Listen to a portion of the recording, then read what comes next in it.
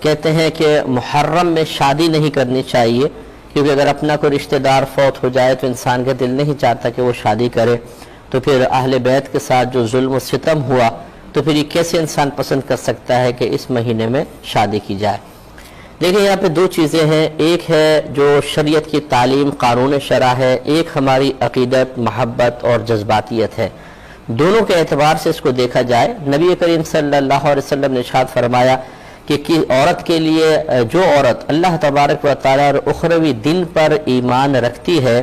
تو وہ کسی کی موت پر 3 دن سے زیادہ سوگ نہ منائے سوائے اپنے شوہر کے، کہ شوہر کی وفات پر 4 مہینے 10 دن تک سوگ کرے گی۔ تو اس میں جو ضابطہ شرعیہ ہمیں حاصل ہوا وہ یہ کہ کسی کی بھی وفات پر 3 دن کے بعد پھر سوگ منانا یہ شرعاً جائز نہیں ہے۔ سوگ کا مطلب ہوتا ہے اظہار غم کرنا، یہ ایک تعلیم ہے جو نبی کریم صلی اللہ علیہ وسلم نے ارشاد فرمائی۔ تو اس تعلیم کی روشنی میں اگر آپ دیکھیں تو محرم میں شادی کرنا کوئی گناہ نہیں ہے، کیونکہ وہ سوگ تو ہے نہیں۔ جب سوگ نہیں ہے تو پھر انسان اس طرح کے معاملات اپنے باہم کر سکتا ہے، اور اس میں کئی مصلحتیں بھی ہوتی ہیں کہ بعض اوقات شادی آگے نہیں ہو سکتی اور مسائل ہوتے ہیں تو کر لیا تو یہ۔ دوسرا اب ہم آتے ہیں عقیدت اور محبت اور پیار کی طرف، کہ یقیناً جب اس قسم کے معاملات ہوتے ہیں، تاریخ کا حصہ ہے، ہمارے سامنے آتے ہیں تو دل غم سے بھر جاتا ہے، اور اہل بیت کے ساتھ جو ظلم و ستم کیا گیا تو پھر صحیح بات ہے کہ اس قسم کے واقعات سننے کے بعد اگر انسان اظہار غم نہ بھی کرے تو احساس غم تو کم از کم اس سے تو انسان خالی نہیں ہو سکتا۔ ایک جس بے دردی کے ساتھ نواسہ رسول اور آپ کے اہل بیت کے ساتھ معاملات کیے گئے، ہر مسلمان کا دل رنجیدہ ہو جاتا ہے۔ اس کو بنیاد بنا کر اگر کوئی مسلمان نہیں پسند کر رہا کہ میرے دل میں غم موجود ہے، وہ اس قسم کی خوشیاں نہیں کرنا چاہتا اور اس کو کرنے کو کوئی حرام یا ناجائز بھی نہیں سمجھتا ہے، تو بالکل وہ قابل گرفت نہیں ہے۔ وہ اگر نہ کرنا چاہے تو بالکل اس کی مرضی ہے۔ دیکھیں اللہ کی رضا سے مراد یہ ہوتی ہے کہ وہ عمل کرنا کہ جس کے بدلے میں اللہ نے انعام کا وعدہ فرمایا ہو، تو سمجھ لیں کہ یہ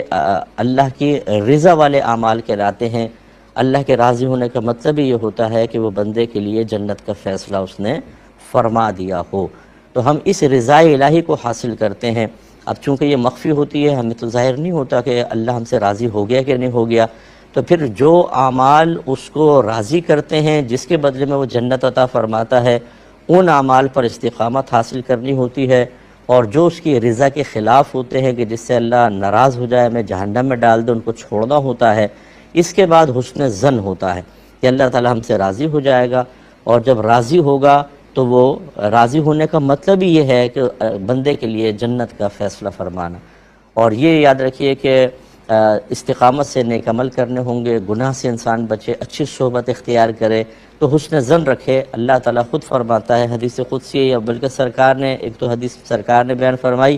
سرکار نے فرمایا وفات سے 3 دن پہلے کہ اللہ تبارک و تعالیٰ سے ہمیشہ اچھا گمان رکھو۔ اور ایک حدیث قدسی اللہ تعالیٰ نے فرمایا کہ میں اپنے بندے کے گمان کے ساتھ ہوتا ہوں، جیسا وہ میرے ساتھ گمان رکھے، اچھا رکھیں گے اللہ تعالیٰ اچھا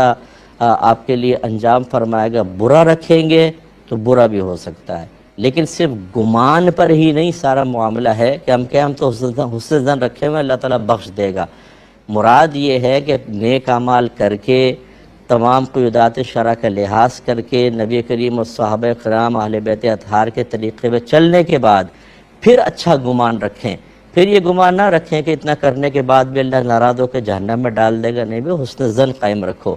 نہ کہ ہمارے کہنے کا مطلب یہ ہے کہ نہ نماز پڑھو، نہ روزہ رکھو، خوب حرام کماؤ،